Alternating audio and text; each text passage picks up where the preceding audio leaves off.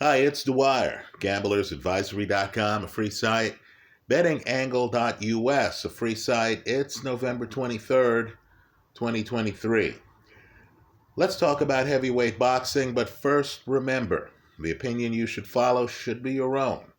Just consider this video to be a second opinion from a complete stranger online. Now, there's a very important interview. It's a very important interview. It's on boxingscene.com. It's a couple days old. It's their talk with, in my opinion, the heavyweight who fought the best fight against Alexander Usyk. And that heavyweight is Derek Chisora. Right? In the piece, Chisora talks about how he has established the blueprint on how to fight Usyk. Folks, he's right. Right? Chisora goes further. Chisora talks about what we've mentioned here online. You cannot read Usyk's feints. Right? He talks about how when you're on your front foot and Usyk starts moving his hands, you've got to start throwing punches as he moves his hands. In other words, Usyk, my words, not Chisora, is playing a chess game where he's trying to feint you into certain positions. He's trying to feint you into not going that last mile. What Chisora is pointing out is that you've got to fight your fight. You can't fall for his feints. You've got to be on your front foot. You've got to rough him up. Now, if you look at the judges' scorecards from the Chisora Usyk fight, you're going to notice that some judges gave Chisora 5 rounds. Right, folks? That's many more rounds. Many more than AJ got in either fight or that Daniel Dubois got. Now, in fairness to Dubois, I still believe Dubois was robbed. Right? I think there was a lot of acting. I think Usyk was badly hurt. I think Usyk has one of these faces where he, doesn't reveal how hurt he is. I thought the punch that Dubois threw was a legal punch. The problem with the Dubois fight is that Dubois is reading Usyk's feints, right? He then gets the big punch on Usyk, but then doesn't follow it up when Usyk gets off the canvas, right? In the subsequent rounds, Dubois goes back to a passive style. That's not the way to do it. So let's be blunt here. The best fight I've seen against Usyk, when Usyk is a professional, was Maris Briedis at cruiserweight. The best fight I've seen against Usyk as a heavyweight is Derek Chisora. Understand, Usyk is a guy who went 24 rounds with AJ, ultimately stops Daniel Dubois in the later rounds, and yet the best fight at heavyweight was the Chisora fight, which history seems to have forgotten. So, in my opinion, right, you're a gambler, you're wondering what is the style in history that would beat Usyk?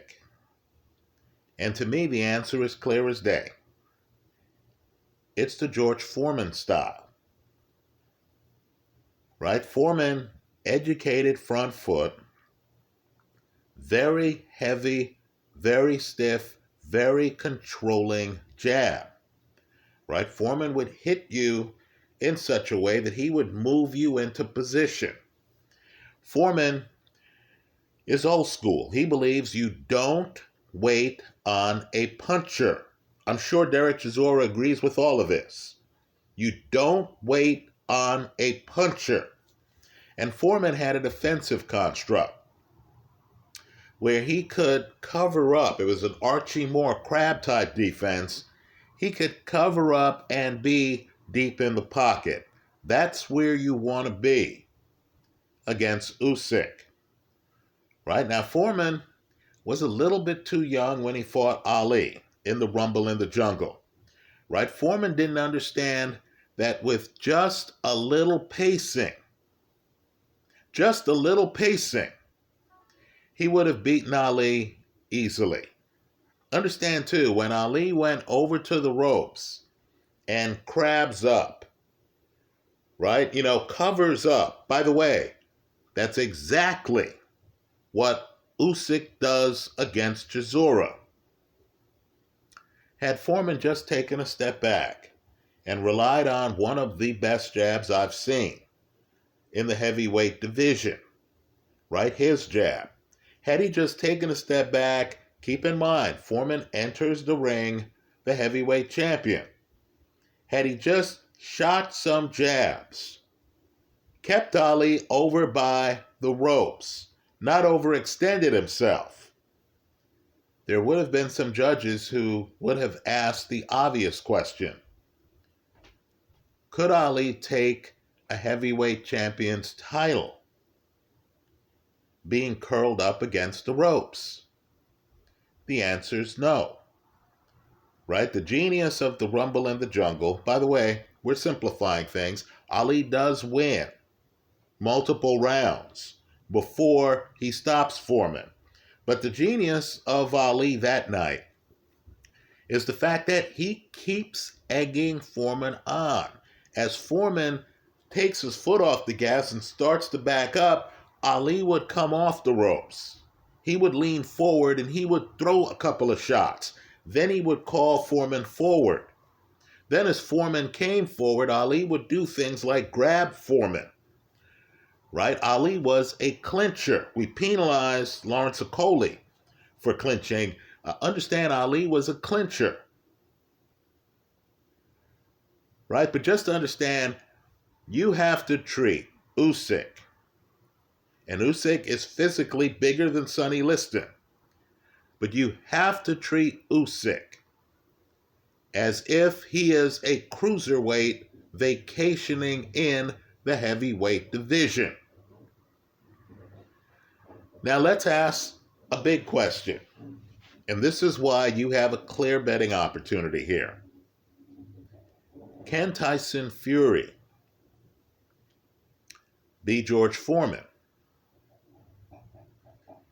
Is Tyson Fury the kind of guy who can chase Usyk around the ring? Who's going to throw big shots with both hands? Right? Understand, Foreman himself wanted a little bit of space.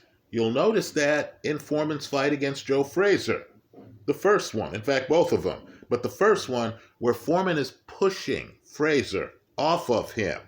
Because understand, Frazier could operate in the deep pocket. Right? Foreman himself wanted a little bit of space. So he's pushing Joe Frazier in a way that the referee should not have allowed. Right? Now, Tyson Fury, we've seen Tyson Fury in this role. Tyson Fury, and it's one of the most important fights of Fury's career. Please don't overlook it. Tyson Fury is in against Steve Cunningham, a fight we keep referring to. Cunningham, like Usyk, is too coordinated, is a former cruiserweight. He's too coordinated, he's too fast for Tyson Fury. He's fast to the point where he's obvious with his strategy. Cunningham is loading up on right hooks. Right? He throws right hooks at Fury. He misses Fury. He reloads on the right hooks.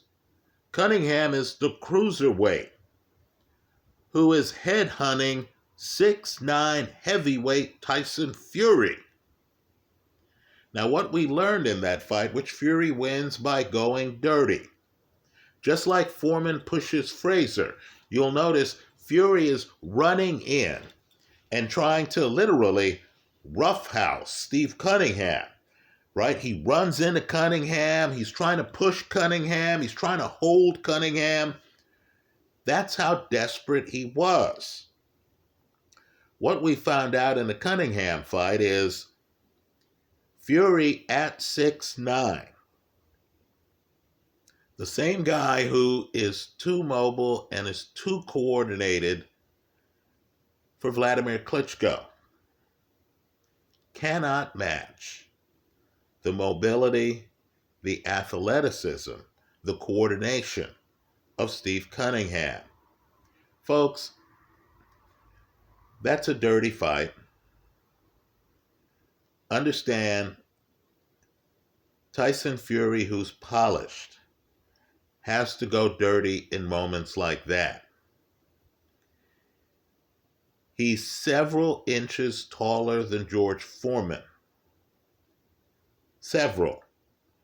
Right? Foreman would lean his punches back. Foreman throws punches differently than Tyson Fury.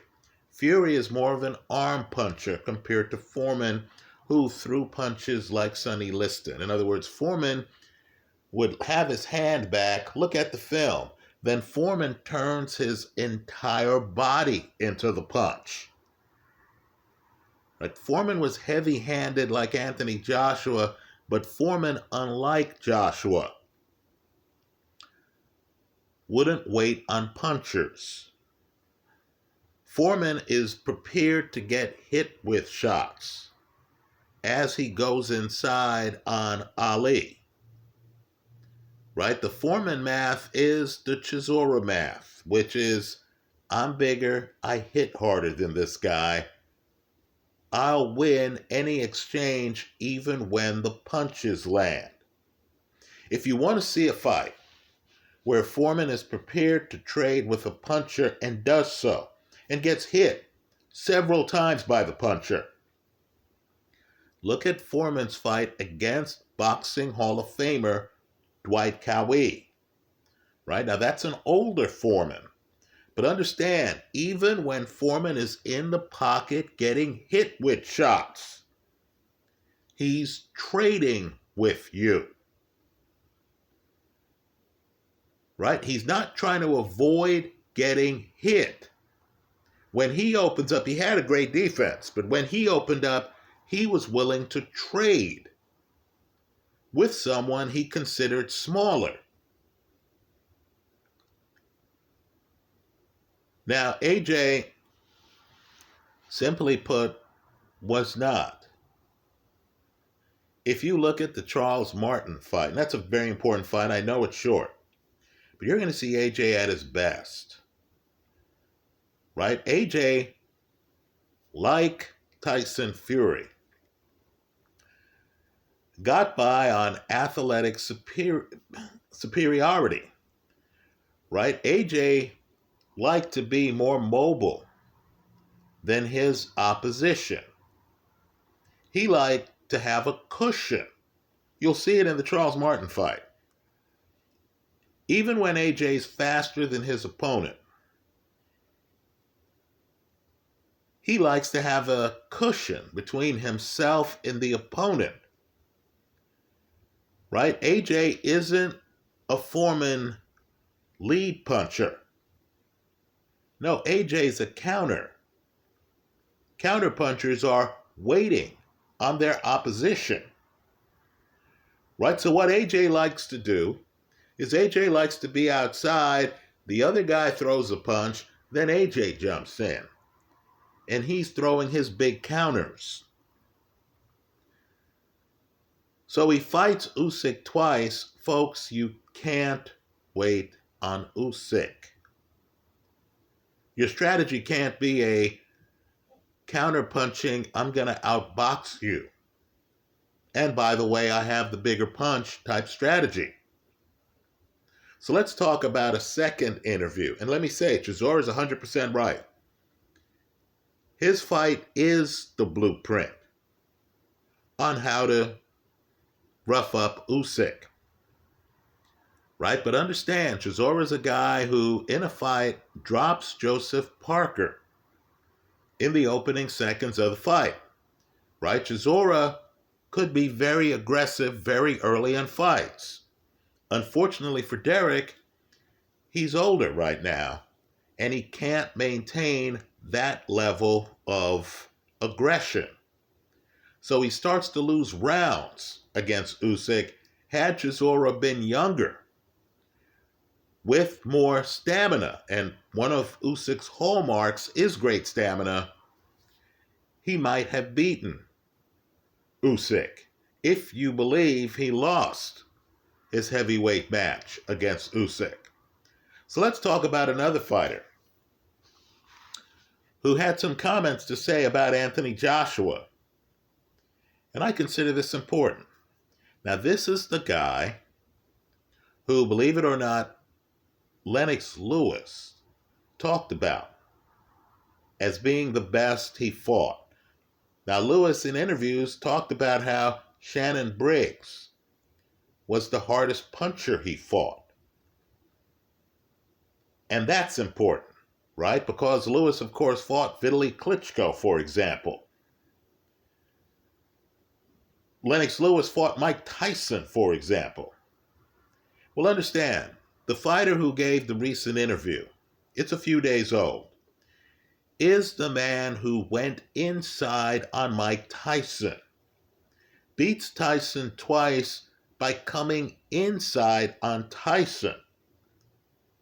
This guy clearly saw something on film where he realized while Tyson likes being a bully and likes being up on you like he was in the Brian Nielsen fight, like he was in the Frank Bruno fight, Tyson the bully could not handle when you were up on him. And of course, the guy I'm talking about is the guy whose ear Tyson bit to get out of a fight. And understand, the referee, Mills Lane, let that slide the first time. It's when Tyson bites Evander Holyfield's ear the second time that Mills Lane disqualifies him. That's how desperate Tyson was against Evander Holyfield, right? And Holyfield could come inside on you. Holyfield had an arm bar that he could use to block uppercuts. You remember the Tyson claim was that Holyfield was headbutting him. In other words, Holyfield is that close to Tyson. Has his head up against Tyson's head. They asked Holyfield, and I disagree with Holyfield here, right? I agree with Derek Chisora on the blueprint against Usyk, right? The press needs to track down George Foreman and ask him how he would fight Usyk, right? Foreman, contrary to this rope-a-dope mythology, Foreman was an advanced heavyweight. Well, understand, Evander Holyfield gave his opinion on Otto Wallin versus Anthony Joshua. And he expects Anthony Joshua to do well against Otto Wallin. And his logic is that when Joshua has a cushion, my word, not his word, but when Joshua has space and can extend his arms, Joshua does better. Right? Holyfield's theory is that if you come inside on Joshua, that's when Joshua starts to have problems. So Otto Wallin is going to be on his back foot against Anthony Joshua. He's not going to press Joshua. That should enable Joshua to do better. That's the Holyfield take in my words. Now here's where that take falls apart to me. Right? What Holyfield's telling you is that Joshua is going to wait on boxers. Right? Joshua is going to give away his power advantage. He's going to give away his size advantage. He's actually going to try to box and be successful against Otto Wallin. My question is simply, how did that work out for Joshua in 24 rounds against Usyk? Folks, the first fight is really the lopsided fight. I'm just telling you that in that 12th round, Usyk showed you that he could have knocked out Joshua if he wanted. In that 12th round, Joshua has the heavyweight belt. Usyk, 12th round, first fight, decides to step on the gas in the last minute of the fight. In other words, the first 2 minutes of that last round are an illusion. Usyk, who already has the fight won, wants to put an exclamation point at the end of the sentence. So he waits until the last minute of that 12th round. He steps on the gas and he starts battering Anthony Joshua in a way we haven't seen Joshua get battered outside of Andy Ruiz. Right? We've seen Joshua get knocked down. Vladimir Klitschko knocks him down. Right? But to me, a knockdown's really a one-punch type affair. Right? Let's remember, in the Klitschko fight, Joshua drops Klitschko first. Right? A sustained beating is another matter. Usyk, in the last minute of that first Joshua fight, gives Joshua a sustained beating.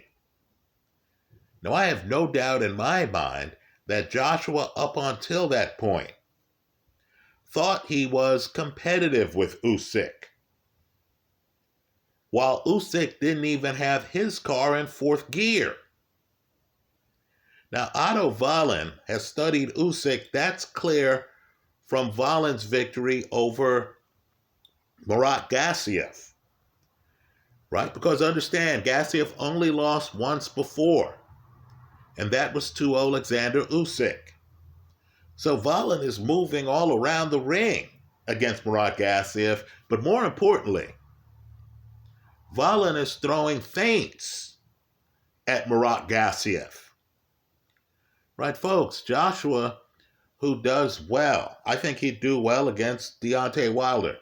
Joshua, who does well against big, clunky heavyweights, who he's more athletic than, doesn't do well against more sophisticated boxers. So understand the problem he is going to run into here in his 30s at this stage of his career.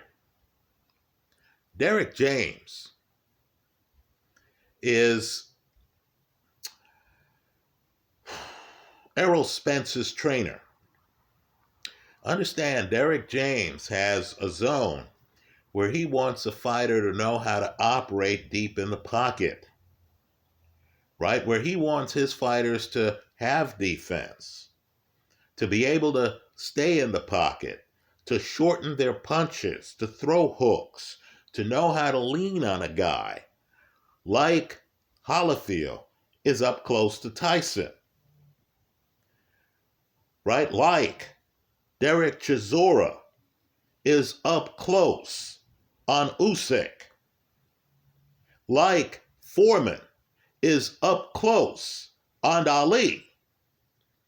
Right? That's what Derrick James wants.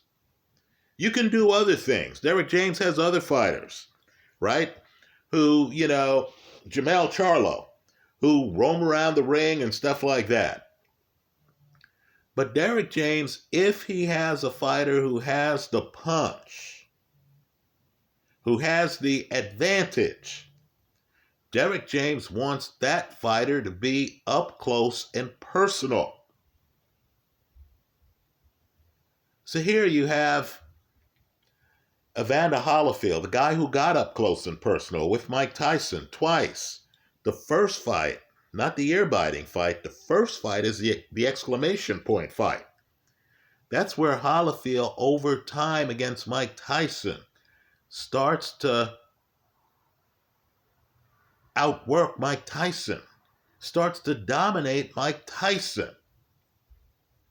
Right? Tyson has some car crashes late in his career, right? The Kevin McBride fight, the Danny fight, but just understand, right? When Tyson is closer to his prime, and we understand that Tyson, after he loses the title, is no longer in his prime, right? Tyson peaks early, but it's the Holyfield fight when Tyson, closer to his prime, is completely dominated.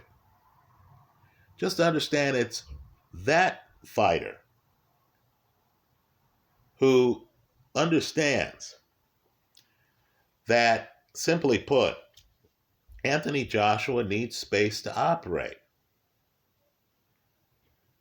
That Joshua has a better chance of winning with some space.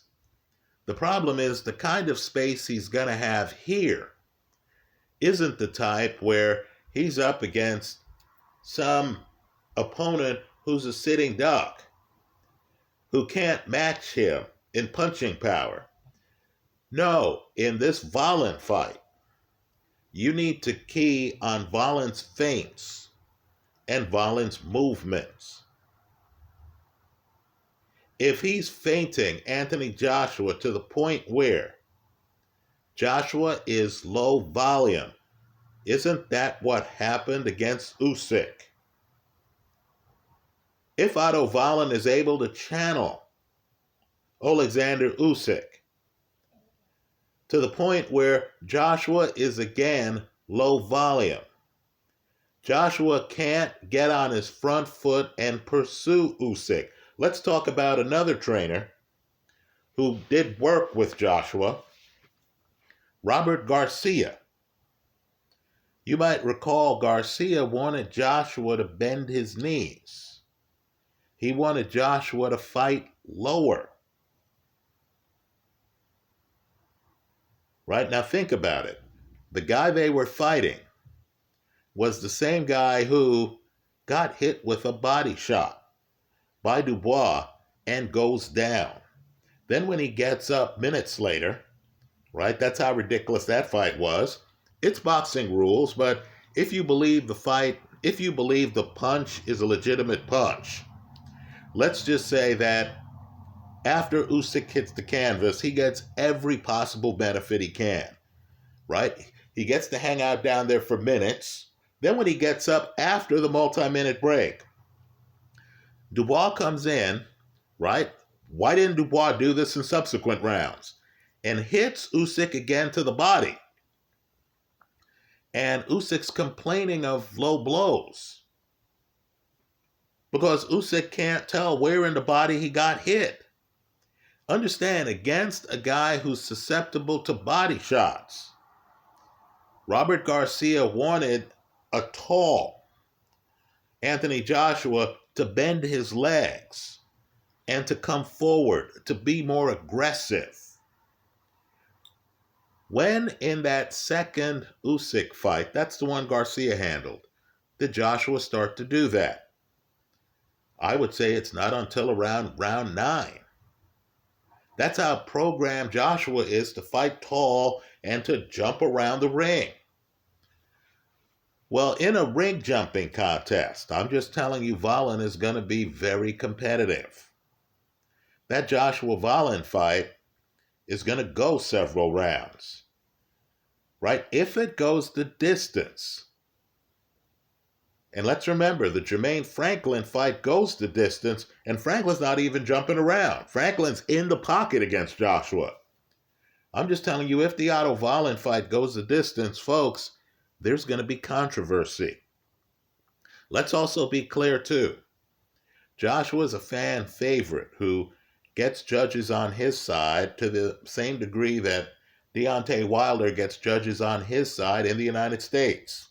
Right? Look at these curious scorecards, right? That first Wilder-Luis Ortiz fight, what fight were the judges watching? I know Wilder gets the stoppage. I'm not saying Wilder lost the fight, but wow, rewatch that fight and ask yourself, where's Wilder winning multiple rounds against Luis Ortiz? Well, understand, Joshua gets the benefit of the doubt in the UK, doesn't he? Be very careful here, folks. That Wallin fight is not in the UK. Right? What happens if Wallin is still on his feet in the 10th, 11th rounds and is doing as well as he did against front foot heavy Iron Murat Gassiev? Right? So I think Holyfield's wrong here. Sure, Wallin's not going to be on his front foot trying to stop Joshua.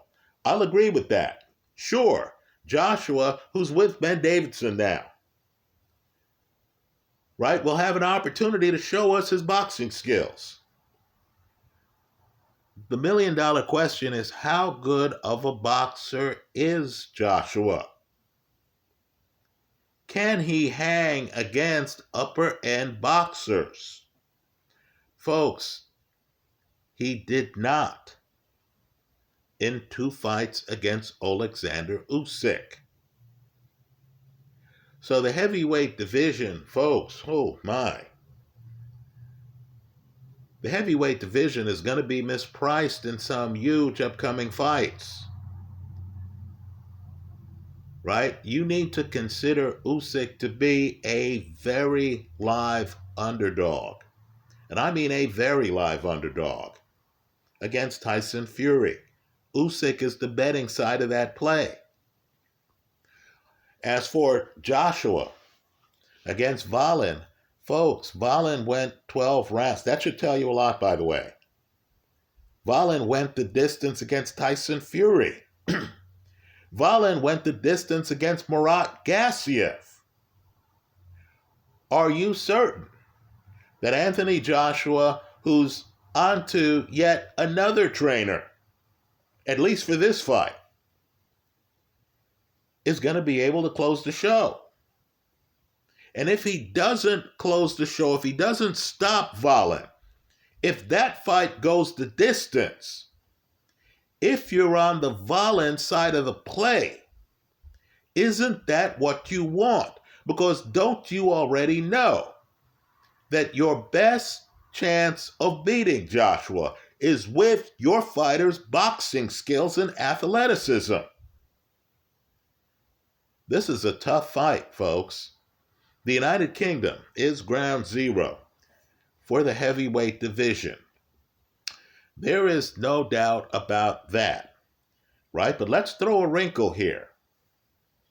You know, is it possible, if Usyk goes on to beat Tyson Fury here, right? Because Fury's going to be desperate, like he was against Steve Cunningham, right? One of the secrets to the Ngannou fight is Fury tries to come forward and tries to clinch Ngannou, and then finds out he's in the ring with another professional athlete. That Ngannou is strong. Ngannou's an athlete. Ngannou's not going to passively be there and allow the other guy to hold him. Right? So let's throw out the question. And he's a new face that we're going to mention here. Is there a British heavyweight with a big punch who's going to run red lights and who's not going to wait on Usyk or Wallin? Someone who would enter the pocket throwing big shots in such a way that these more organized boxers who rely on feints would be thrown off. And I would say there is. His name, believe it or not, is Fabio Wardley. Right? I'm just telling you, styles make fights. You're kidding yourself if you have an absolute list that's etched in stone of where heavyweights fall. Right? Some pecking order that you believe is impenetrable, where a Tyson Fury always beats an Alexander Usyk. Folks, that list doesn't exist. You just saw a guy in his first fight drop Tyson Fury, land more power shots than Tyson Fury over 10 rounds. right? That's the Ngannou fight, right? Understand, sometimes it's the flaws that make the diamond. If you want a guy with power in both hands, who can fight like Derek Chisora, but who is a little bit younger, hits a little bit harder, is a little bit crazier. Understand, the UK is so deep in boxing talent right now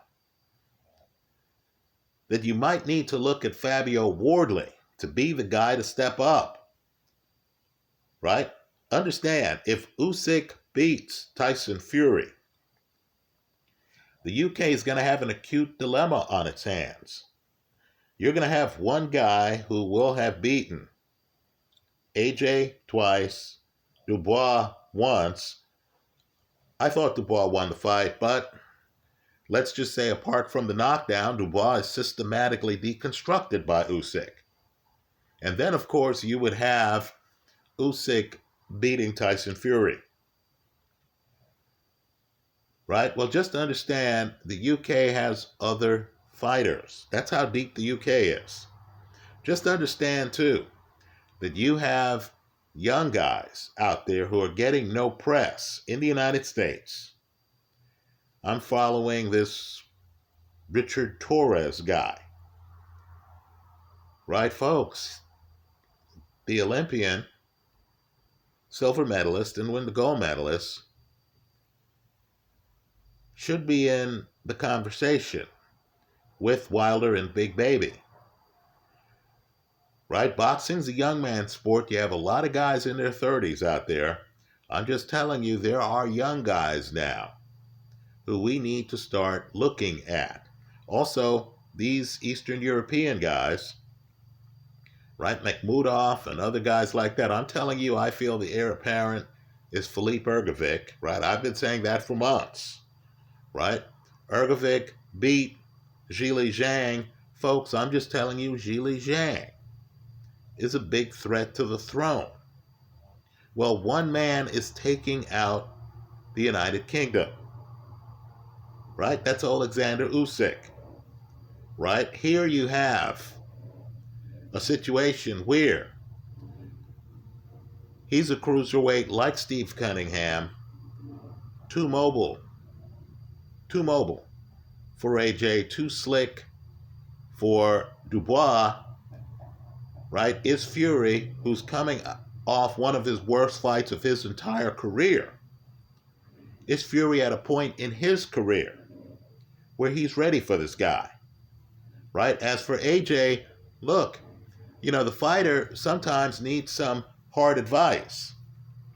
If you're a trainer and you say things like, hey, bend your knees, you need to be more front foot heavy against cruiserweights, and you get fired like Robert Garcia was fired by him, and then you're Derek James who's telling him, look, man, you need to be prepared to handle things deep in the pocket, like my guy Errol Spence, and suddenly you're out, and the fighter is picking guys like Wallin, who's a tough fight for him. Understand, there's a rematch clause, folks.